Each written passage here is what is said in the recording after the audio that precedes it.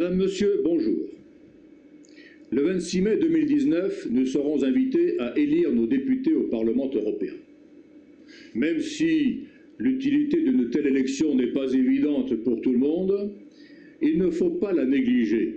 Il ne faut pas négliger cette chance que nous avons de dire que nous voulons un changement radical, tout simplement parce que les temps qui viennent font peser de lourdes menaces sur l'existence même de la civilisation européenne. L'Union européenne, telle qu'elle est construite depuis 1992, est vouée à l'échec. Tôt ou tard, elle s'écroulera, tout simplement parce qu'elle ne respecte pas la liberté et la volonté des peuples, et parce qu'elle détruit par pans entiers leur civilisation commune, dont je rappelle qu'elle s'abreuve à un même grand fleuve civilisateur qui nous vient à la fois de la Rome et de la Grèce antique, des Hébreux et surtout du christianisme. Cette Union européenne s'écroulera parce que, peu à peu, en contradiction avec les fondamentaux de sa civilisation, elle asservit l'homme et les nations au dieu argent. Il ne faut pas en conclure que l'unité de l'Europe n'est pas nécessaire. Au contraire, face aux immenses défis du XXIe siècle, une certaine unité de l'Europe est absolument nécessaire et même vitale. Aucun pays européen ne peut affronter seul ces risques gigantesques que sont une possible guerre mondiale, une possible guerre ethnico-religieuse sur le sol européen, une possible invasion de peuples extra-européens miséreux, attirés par ce leurre d'une richesse apparemment fabuleuse, de peuples européens qui, eux, sont en voie de régression démographique, de régression culturelle, de régression spirituelle, et qui ont perdu tous leurs repères, qui est ce qui les empêche d'avoir une projection commune dans l'avenir et d'avoir une capacité d'assimilation.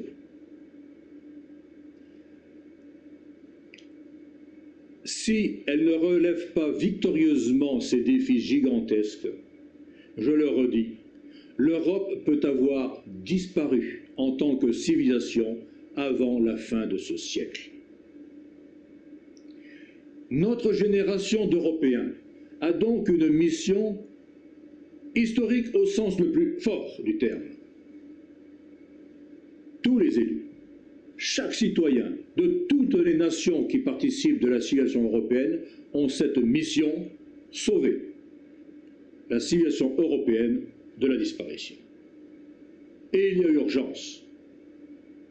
Un jour, peut-être demain, il sera trop tard. Et nous n'aurons plus alors que nos yeux pour pleurer comme des enfants gâtés ce que nous n'aurons pas su défendre en adultes responsables.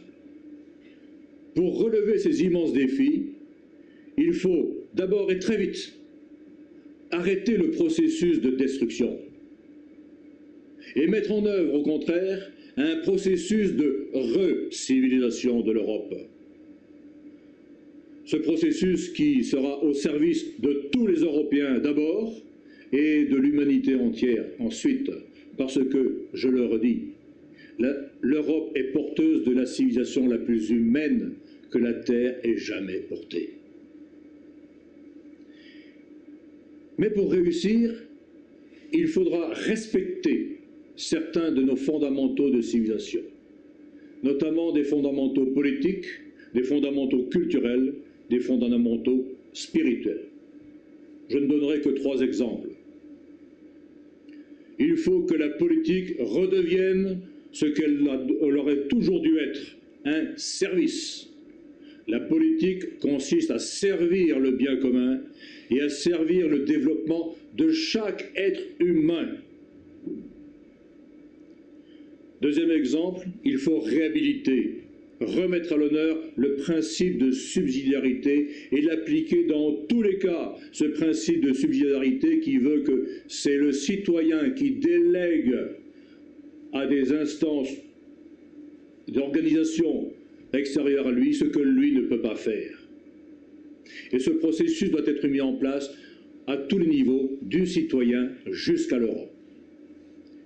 Troisième exemple, il faut affirmer envers et contre tout la christianité, c'est-à-dire l'essence chrétienne de notre civilisation européenne.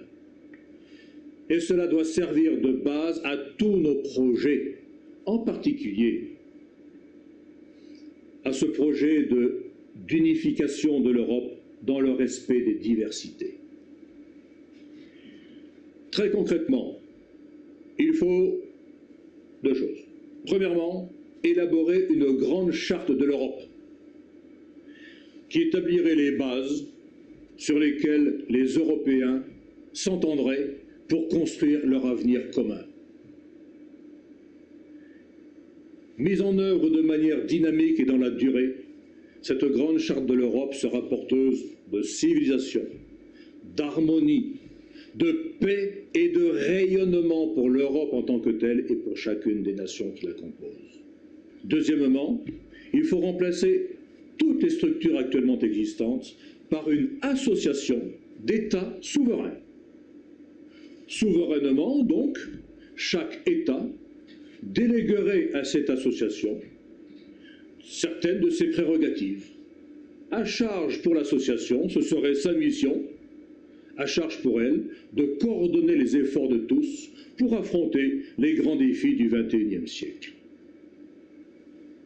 Pour appartenir à cette association, il faudrait bien sûr être un pays européen, sachant que la Russie est un pays européen, alors que la Turquie n'est pas un pays européen.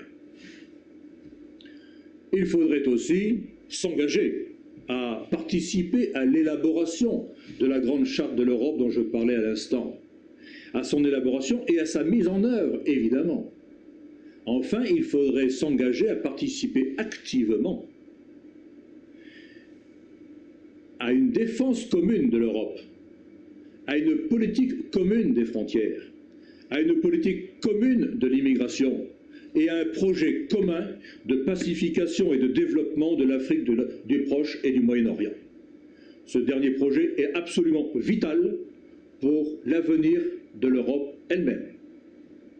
Je rappelle que la population européenne est aujourd'hui de 600 millions d'habitants. Elle sera toujours de 600 millions d'habitants à la fin du siècle, à condition d'avoir un apport migratoire constant et assimilé.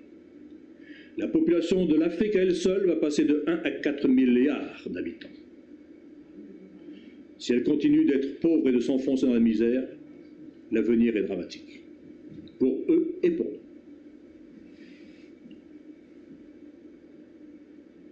Madame, Monsieur, je présenterai une liste aux élections européennes sur cette vision d'avenir de l'Europe que je viens de brosser très rapidement devant vous. Évidemment, pendant la campagne, j'aborderai d'autres thèmes. Il m'est souvent proposé de rejoindre telle ou telle liste, de me dire que je suis un facteur de division.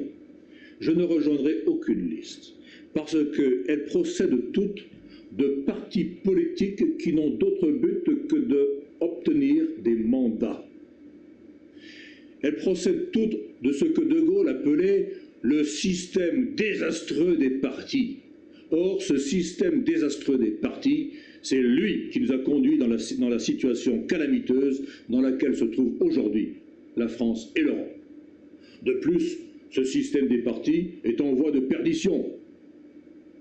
Quand on est sain d'esprit, on n'embarque pas sur un bateau qui coule.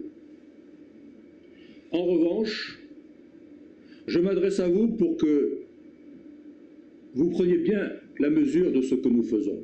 Nous ne sommes pas un parti politique. Nous ne courons pas après des mandats politiques. Nous ne cherchons pas à nous engraisser, très concrètement.